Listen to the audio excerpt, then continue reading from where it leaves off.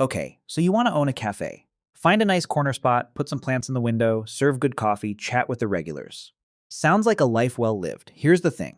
If cafes were as simple as they look, every street corner would have one run by a thriving owner who shows up at 9, leaves at 3, and deposits a fat check every Friday. Instead, between 50 and 74% of independent coffee shops in the United States close or change ownership within their first 5 years. Roughly 1 in 6 doesn't survive its first 12 months. That failure rate doesn't happen because the people who open cafes are stupid. It happens because the business looks completely different from the outside than it does once you're inside it. What looks like a cozy room full of happy people sipping lattes is actually a real estate operation, a labor management problem, a logistics chain, and a psychological experience product, all wrapped inside a building that smells like espresso. The coffee itself is almost beside the point. Let's start with the number most people Google first. A small independent cafe in the United States. Something between 800 and 1,200 square feet, sit-down seating, espresso bar, costs somewhere between $80,000 and $300,000 to open. In a high-end metropolitan market like Manhattan, San Francisco, or Central London, that ceiling rises above $500,000 without blinking. Those numbers sound wide because they are. What drives them apart is build-out, which is the industry term for everything required to convert a raw retail space into a working cafe. Here's the problem. Most empty commercial spaces were not designed to be cafes. They have no floor drain for cleaning. They have no grease trap for wastewater. The electrical panel cannot handle the amperage draw of commercial boilers. The plumbing doesn't have water lines in the right places. The ventilation isn't code compliant for a commercial kitchen. If the previous tenant was a clothing boutique or a phone repair shop, you are essentially building a new kitchen inside their old walls, and the city building department will sign off on every inch of it. Leasehold improvements, plumbing, electrical upgrades, ventilation systems, accessible restrooms required by the Americans with Disabilities Act run between $100 and $150 per square foot once labor is included. A 1,000 square foot space can easily consume $100,000 to $150,000 before you've bought a single coffee machine or placed a single chair. Beyond the build-out, the opening cost breakdown looks roughly like this. Your commercial lease requires a security deposit plus first and last month's rent, often somewhere between $20,000 and $80,000 depending on the city. Your espresso machine, grinders, and brewing equipment will run between $15,000 and $40,000. Furniture, lighting, and millwork, the service counter, the shelves, the seating, adds another $10,000 to $50,000. Your point-of-sale system, receipt printers, sound system, and customer Wi-Fi infrastructure costs $3,000 to $8,000. Licenses, health permits, and legal fees for lease review add $2,000 to $10,000. Your opening inventory of beans, milk, syrups, and paper goods costs $5,000 to $15,000. And then there's the marketing, signage, branding, your website, a pre-launch push, which runs another $2,000 to $8,000. And then there's the expense that kills the most first-time cafe owners. The working capital reserve. That's the cash you need to cover 3 to 6 months of operating losses while your foot traffic is still building. Most cafes don't reach break-even revenue in their first 6 months. You still have to pay rent on month 1. You still have to pay your baristas on week 1. Experts recommend setting aside a minimum of $20,000 to $60,000 just to keep the lights on while the business finds its footing. Most first-time owners don't do this. They spend everything on a beautiful interior and a spectacular espresso machine and then discover, 3 months in, they have no cash left to make payroll. That's how a cafe with great coffee and a full house on weekends still closes before its first anniversary. Forget the coffee for a moment. The single most important financial decision when opening a cafe is which piece of ground you choose to put it on. Commercial real estate in food and beverage is priced to reflect one thing: how many people walk past that spot every day who might want to come inside. A corner on a busy high street in a central business district will cost significantly more per square foot than a unit tucked in a side alley 2 blocks away. And here is the counterintuitive truth that destroys a lot of new cafe owners. Paying more rent for the busy corner is almost always the right financial decision. Here's why. Every customer a busy location delivers to you organically. Because they saw your sign walking past, because they smell the espresso, because there's a queue visible through the window, is a customer you did not have to pay to acquire through advertising or social media campaigns. A high street site is a built-in customer acquisition machine. You are essentially prepaying for foot traffic through your rent check. A cheaper location in a quiet alley does not give you that built-in traffic. Every customer you want to serve has to be actively pulled to your door through marketing spend, word of mouth, or social media, all of which cost time or money or both. If your daily foot traffic in that quiet alley falls below the number of transactions you need to cover base rent and payroll, no amount of savings on the monthly lease will save the business. The industry benchmark that most experienced operators use is this: your total occupancy cost, rent, property taxes, common area maintenance, should not exceed 6 to 10% of your projected gross annual revenue. If your projected revenue is $500,000 per year, your maximum comfortable rent is somewhere between $30,000 and $50,000 annually, or $2,500 to $4,100 per month. In many first-tier cities, that will not get you a prime location, but it tells you exactly what revenue you need to justify the rent you're considering. Business districts are excellent for morning transaction volume, but tend to collapse on weekends when offices empty out. Residential neighborhoods offer steady 7-day traffic and strong community loyalty, but carry lower average spending. University areas generate heavy weekday volume during term time and then fall almost silent during school breaks. Tourist zones bring continuous new customers with high willingness to spend but near zero repeat business. Each location type has a different revenue rhythm, and your operating model has to be built around the specific rhythm of wherever you choose to plant your cafe. Most people have no idea what a commercial espresso machine actually costs. They see a shiny chrome thing behind the counter and assume it's an expensive version of something you'd find in a kitchen appliance store. It is not. A professional multi-group espresso machine, the kind required to handle a real morning rush without slowing down, costs between $8,000 and $35,000. That's the purchase price alone. Add 2 to 3 precision grinders at $800 to $3,500 each, and a commercial water filtration system at $500 to $2,000, and you're looking at $15,000 to $40,000 in extraction equipment before a single espresso is pulled.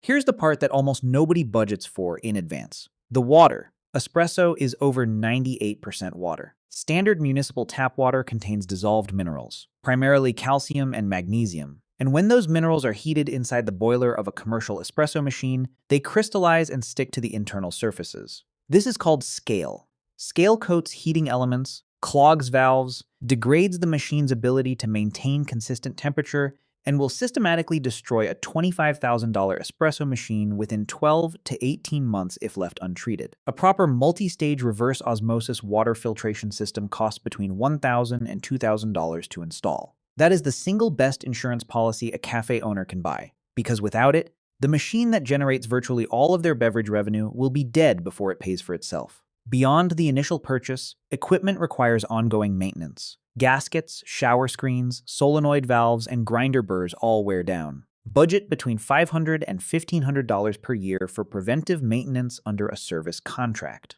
And understand this clearly: if your espresso machine breaks down on a Thursday morning with no maintenance contract in place, your cafe earns essentially nothing for however long it takes the technician to show up. Your rent still runs. Your staff still need paying. The machine is not optional. It is the engine of the business.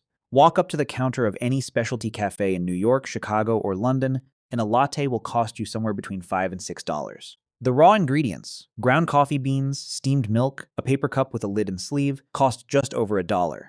The math looks spectacular on the surface. You spend $1, you sell it for $5. That's an 80% gross margin. Why isn't everyone rich? Because the dollar of ingredients is only the beginning of the cost story. Take a $5 latte at a typical urban cafe.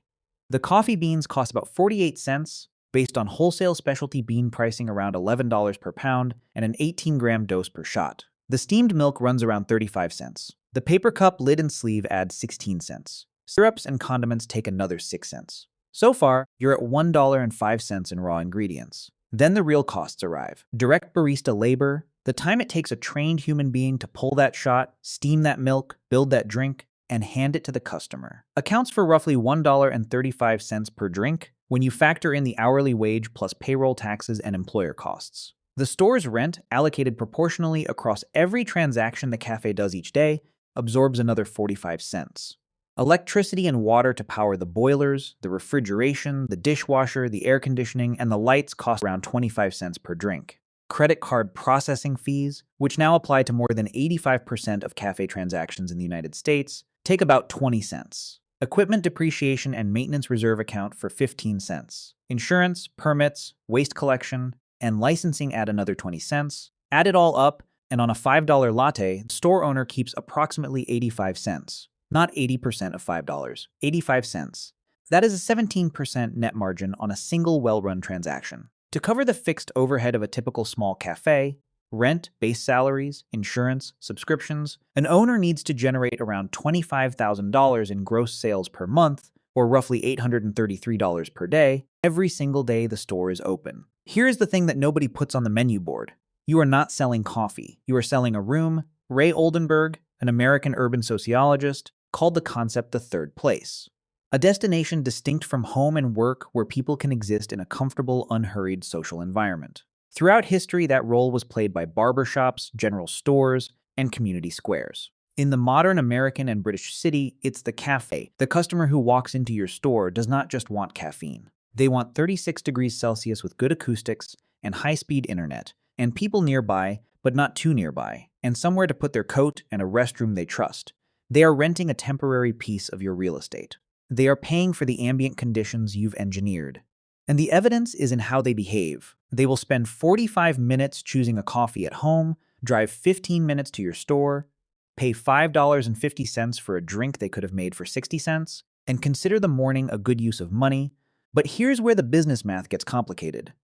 If that same person buys one drink and then sits in your 4-person window seat for 4 hours writing their screenplay on a laptop, you have made $5.50 on real estate you're paying rent on by the square foot. The table that could have turned over 4 times, each time generating another $20 in transactions, instead generated $5.50 for the entire window. This is not a hospitality problem. It is a spatial yield problem, and the cafes that figure out how to manage it through smart seating layouts, long communal bars designed for laptop workers, time-limited Wi-Fi codes printed on receipts, power outlet placement, consistently outperform the ones that don't. Most cafe owners start out thinking of food as a nice addition. A few pastries behind the glass, maybe a sandwich or two. This is a mistake. Food, done correctly, is the mechanism that separates a cafe that survives from one that thrives. Here is why. A $5.50 latte generates about $4.40 in gross profit before overhead. A $5 croissant sourced from a commercial bakery wholesale generates roughly $4.10 in gross profit. Now consider what happens when a customer buys both. One drink and one pastry, total ticket $10.50, gross profit around $8.60, nearly double what a drink-only transaction delivers. For a customer who was already going to walk through the door and sit in your chair anyway. You acquired that customer once. You paid rent for that transaction already. But by attaching a food item, you have essentially doubled the gross profit of the visit without any additional real estate cost. This is why the industry has a term for it. The food attach rate, the percentage of drink orders that include a food purchase. A cafe running a 40% food attach rate will consistently outperform one running 15%, even if their coffee sales are identical. The complication is that food spoils. Coffee beans stored correctly last months. A croissant baked this morning is useless by tomorrow afternoon. Unsold pastries in the trash at closing time are pure loss. The ingredients cost money, the storage space cost money, and nothing came back. Managing food inventory requires daily tracking of production against sales, tight purchasing discipline, and willingness to adjust par levels based on what actual traffic data says, not what you hope it says. Labor is the single largest ongoing operating cost in a cafe, and it is the one most likely to sink an otherwise viable business if mismanaged. Across the United States and the United Kingdom, total labor costs, including hourly wages, payroll taxes, workers' compensation insurance, and any benefits, absorb between 25 and 35% of gross revenue in a well-run operation. In some metropolitan markets, where minimum wage has risen significantly in recent years, that number can push toward 40%. A city like Seattle, where minimum wage reached $19.97 in 2025, creates a fundamentally different labor cost environment than a city in the American South, where the rate is close to $7.25. The same cafe model, the same menu, the same square footage, produces wildly different profit outcomes, depending purely on where it happens to be located. What makes cafe labor particularly difficult to manage is that espresso-based beverages cannot be automated without fundamentally changing what the customer is buying. A human barista pulls the shot, steams the milk, and builds the drink. That process requires skill, repetition, and presence. You cannot replace it with software. What you can control is scheduling. The most effective labor management tool available to a cafe owner is granular historical sales data from their point-of-sale system. Every cafe has a predictable revenue shape across the week. A morning rush between 7 and 10:30 that generates the bulk of daily transactions, a quieter mid-afternoon, a slightly elevated late morning window on weekends. Scheduling staff tightly to match that shape, running 2 or 3 baristas during the morning rush and dropping to 1 during the 2 o'clock lull, can reduce total labor hours by 15 to 20% without changing the customer experience at all. Employee turnover adds another layer of cost. The cost to recruit, onboard, and train a replacement barista in lost productivity, wasted product, training hours, and slower service during the transition runs between $1,500 and $3,000 per departure. In an industry where annual staff turnover often exceeds 50% at the hourly level, that adds up fast. The cafes that manage labor well invest in their people early. Fair wages, clear schedules, genuine development opportunities, because the financial cost of losing a trained barista is almost always higher than the cost of keeping them happy. Ask a first-time cafe owner what their monthly expenses are, and they'll tell you rent, coffee beans, milk, and staff. They will typically forget about 8 to 12 other things that added together quietly drain the margin between a profitable month and a loss. Credit card processing fees. In the United States, when a customer taps their phone or card to pay for a $6 latte, between 1.5% and 3.5% of that transaction goes to the payment network. It's automatic. It's invisible. And across a year of 2,000 transactions per month, it amounts to thousands of dollars disappearing before they ever hit the owner's bank account software subscriptions. A modern cafe requires cloud-based point-of-sale software, employee scheduling tools, inventory management, and an accounting integration. These subscriptions run $300 to $1,000 per month and are essentially non-optional in a competitive market, music licensing. If your cafe plays music, and virtually every cafe does, you are legally required to hold commercial performance licenses from organizations like ASCAP and BMI in the United States, or PRS for music in the United Kingdom. Annual fees typically run between $300 and $900, depending on venue size and hours of operation. Playing a Spotify personal account through a Bluetooth speaker in a commercial setting is a copyright violation, and the licensing organizations actively pursue violators, food waste, and spoilage. Between expired dairy, unsold pastries, spilled milk from failed drink builds, and barista training mistakes, typical cafes lose between 2 and 5% of total inventory value every month to waste. This is not laziness, it's physics. Milk expires. Croissants go stale. Syrups get contaminated. Managing this requires obsessive par-level discipline and willingness to under-order until you have solid sales data. Commercial utilities. A commercial espresso machine running multiple boilers at operating temperature draws significant electrical load. Add refrigeration units, ice machines, dishwashers, and full climate control, and monthly utility bills for a small cafe run $400 to $1,200 depending on energy rates and store size. Together, these overlooked costs routinely add $5,000 to $8,000 in annual expenses to a cafe that didn't account for them in its opening financial model.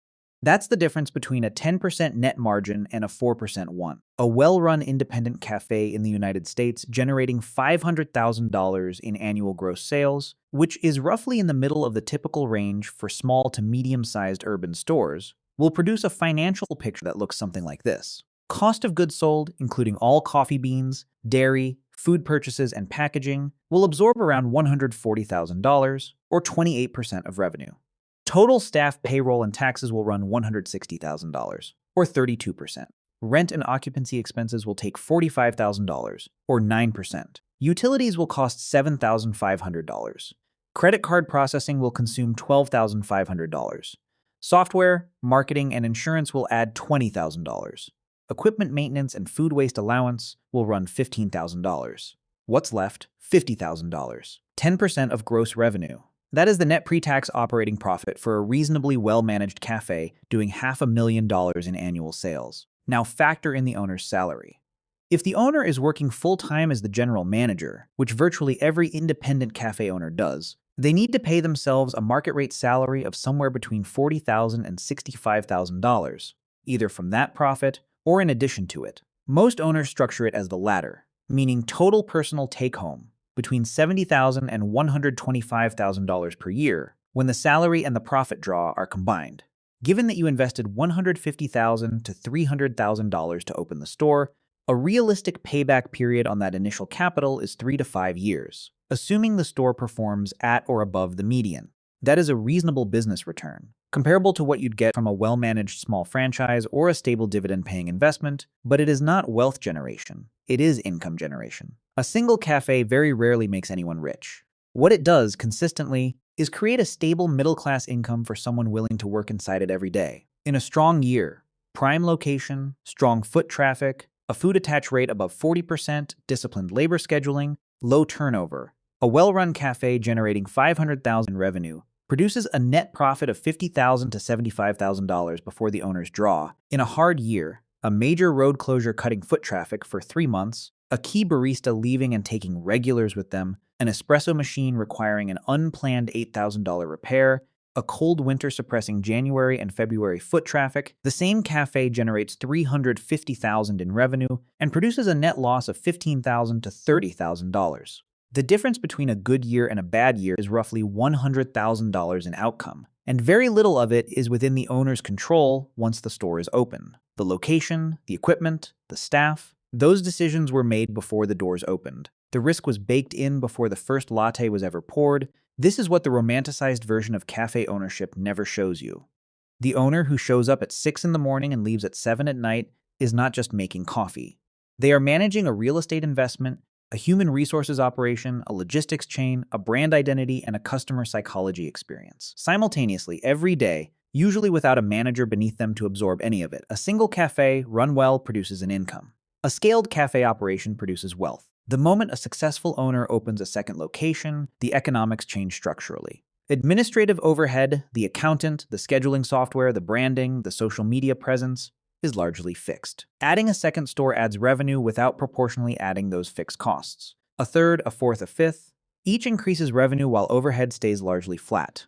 This is how chains are born. The other transformation that unlocks real value is vertical integration through roasting. A cafe owner purchasing pre-roasted specialty coffee beans at $11 to $13 per pound from a wholesale roaster is paying for the roaster's equipment, labor, margin, and distribution.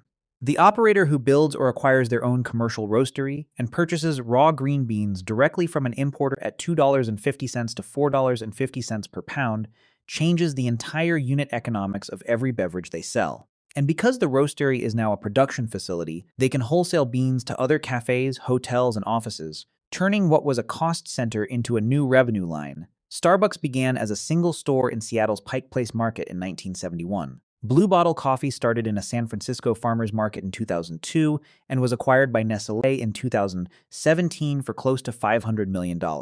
Intelligentsia Coffee opened in Chicago in 1995. Each followed the same structural logic. Prove the model in one location, develop a brand identity strong enough to travel, add locations and production infrastructure, and eventually either franchise or sell. The difference between the owner of one cafe and the founder of a coffee brand is not better coffee. It's the decision to treat the first store as a prototype rather than the destination. Owning a cafe is not a coffee business. It is a real estate business, a labor business, a brand business, and a psychology business. And those 4 things happen to be funded by the sale of hot beverages and pastries. The math is not generous. On every $5 transaction, the owner keeps less than $1 after true costs are accounted for. The first 3 to 5 years of ownership consume the initial capital investment before the business begins to generate real returns. The failure rate is high because most people enter believing they are buying a lifestyle and discover they have bought an operational management problem requiring daily presence, financial discipline, and the ability to make dozens of small decisions correctly across payroll, inventory, real estate, and customer experience, simultaneously and without a safety net. And yet, a well-run cafe in a smart location with a trained team, a strong food program, and an owner who treats it like a business rather than a passion project can produce a stable and rewarding income for 15, 20, 30 years. The owners who thrive are not the ones who make the best espresso in the neighborhood. They're the ones who understand that what they're really selling is the place people don't want to leave, and then build every single operational decision around making sure leaving is the last thing anyone wants to do.